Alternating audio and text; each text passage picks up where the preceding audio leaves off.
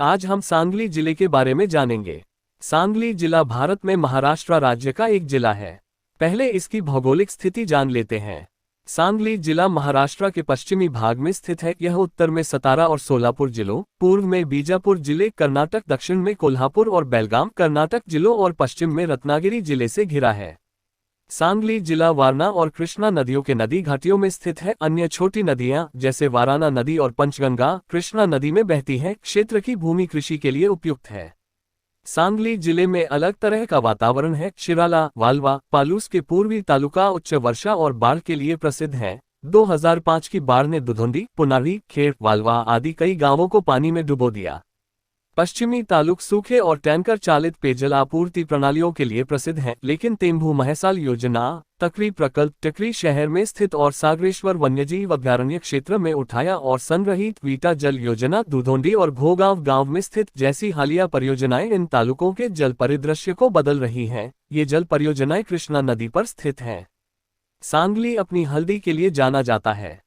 इसे महाराष्ट्र के हल्दी शहर के रूप में जाना जाता है। अंगूर और भारत में चीनी कारखानों की सबसे बड़ी संख्या। एकमात्र जिले में 30 से अधिक चीनी कारखाने हैं। सागरेश्वर वन्यजीव अभयारण्य भारतीय राज्य महाराष्ट्र में एक संरक्षित क्षेत्र है। यह सांगली जिले की 3 तहसीलों की बैठक में स्थित है। खडेगांव, वलवा और पलूस वन्यजीव अभयारण्य मानव निर्मित है। यह पानी की बारहमासी आपूर्ति के बिना एक कृत्रिम रूप से खेती वाला जंगल है और अधिकांश वन्यजीव प्रजातियों को कृत्रिम रूप से पेश किया गया था। इसका क्षेत्रफल 10.87 वर्ग किलोमीटर है। अब आइए जानते हैं सांगली जिले के इतिहास के बारे में। सांगली जिला एक हालिया रचना है जिसे 1949 में बनाया गया था। इसे तब दक्षिण सतारा के नाम से जाना जाता था और 1961 से इसका नाम बदलकर सांगली कर दिया गया है।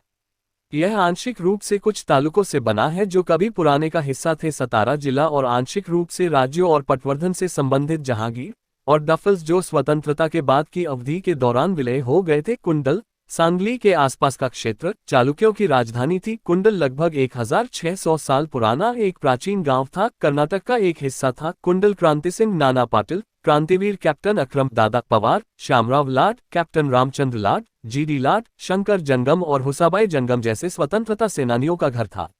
अब सांगली जिले की जनसंख्या के बारे में जानते हैं।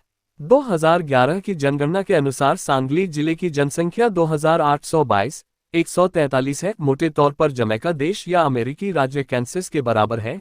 यह इसे भारत में 137वीं रैंकिंग देता है। कुल 640 में से जिले का जनसंख्या घनत्व 329 निवासी प्रति वर्ग किलोमीटर 850 वर्ग मील है। 2011 के दशक में इसकी जनसंख्या वृद्धि दर 9.18% थी। सांगली में हर 1000 पुरुषों पर 964 महिलाओं का लिंगानुपात और साक्षरता दर है 82.62%। अनुसूचित जातियों और अनुसूचित जनजातियों की आबादी क्रमशः 12.51% और 0.65% है।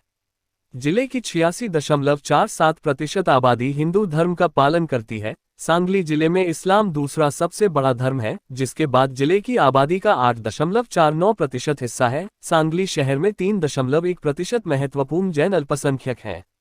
2011 की जनगणना के समय जिले में 85.97% आबादी ने मराठी, 5.09% कन्नड़, 4.73% हिंदी और 2.38% उर्दू अपनी पहली भाषा के रूप में बोली।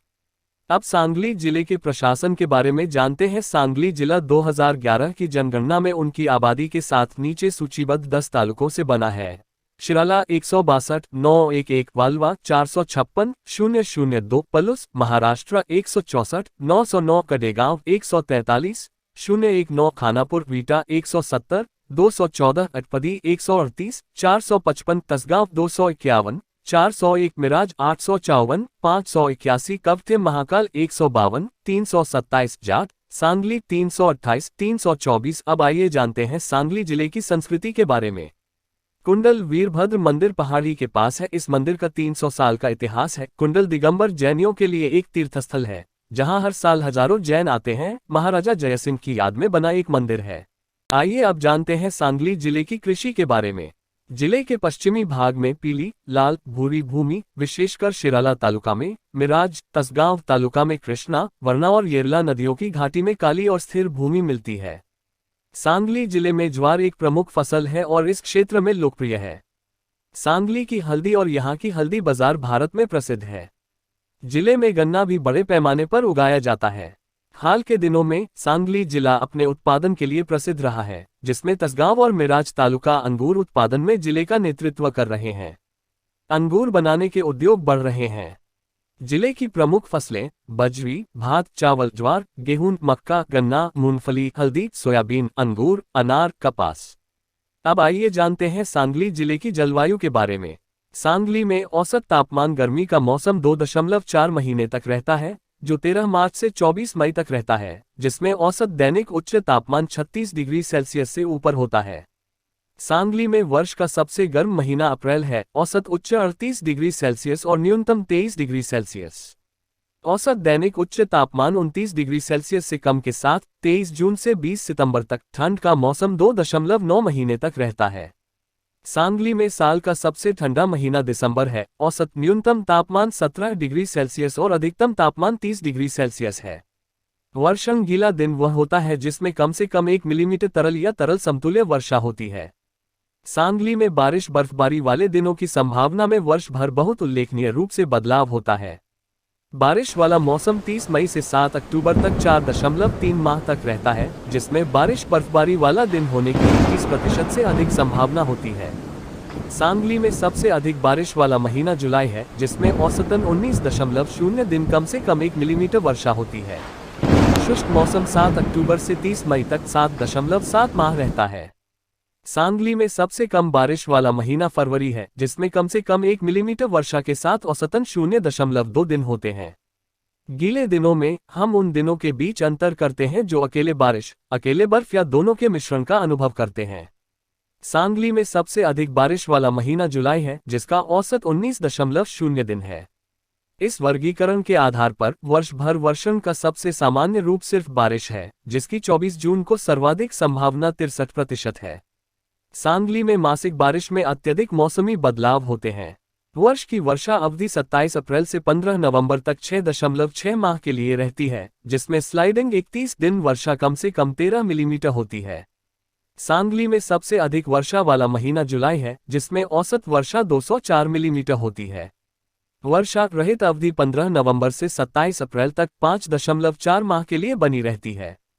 सांगली में सबसे कम बारिश वाला महीना फरवरी है, जिसमें औसतन 1 मिलीमीटर बारिश होती है। सांगली में दिन की लंबाई वर्ष के दौरान बदलती है।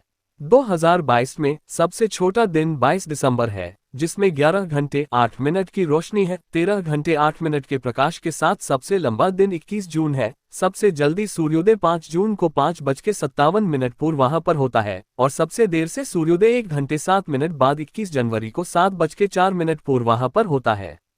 सबसे जल्दी सूर्यास्त 24 नवंबर को शाम 5:55 बजे होता है और सबसे देर से सूर्यास्त 1 घंटा 13 मिनट बाद 6 जुलाई को शाम 7:09 बजे होता है।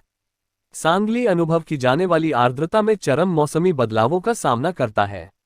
वर्ष की उमस भरी अवधि 16 अप्रैल से 12 नवंबर तक 6.9 माह के लिए रहती है। इस दौरान सहजता स्तर कम से कम 25% समय के लिए उमस भरा, दुखदायक या कष्टकारक रहता है। सांगली में सबसे अधिक उमस भरे दिनों वाला महीना जुलाई है, जिसमें 30.8 दिन उमस भरे या बदतर होते हैं। सांगली में सबसे कम उमस भरे दिनों वाला महीना फरवरी है, जिसमें 0.4 दिन उमस भरे या बदतर होते हैं। सांगली में औसत प्रति घंटा हवा की गति वर्ष के दौरान अत्यधिक मौसमी बदलावों से गुजरती है।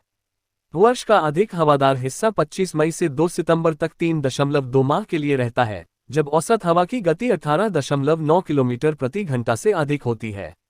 सांगली में वर्ष का सबसे हवादार महीना जुलाई है, जिसमें औसत हवा की गति 26.9 किलोमीटर प्रति घंटा है। वर्ष का अपेक्षाकृत शांत समय 2 सितंबर से 25 मई तक 8.7 माह के लिए रहता है। सांगली में वर्ष का सबसे शांत महीना जनवरी है, जिसमें औसत हवा की गति 11.0 किलोमीटर प्रति घंटा है। यात्रा करने के लिए वर्ष का सर्वश्रेष्ठ समय पर्यटन score 18 degree Celsius 27 degree Celsius के बीच कथित तापमान वाले साफ वर्षा रहित दिनों के पक्ष में है।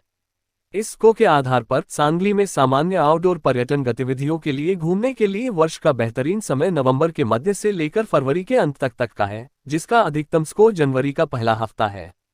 आज हम सब इस वीडियो में सांगली जिले के बारे में बहुत कुछ सीखा। अगर आप अन्य जिलों के बारे में और जानना चाहते हैं तो कृपया इस YouTube चैनल को सब्सक्राइब करें और वीडियो पसंद आए तो लाइक करें।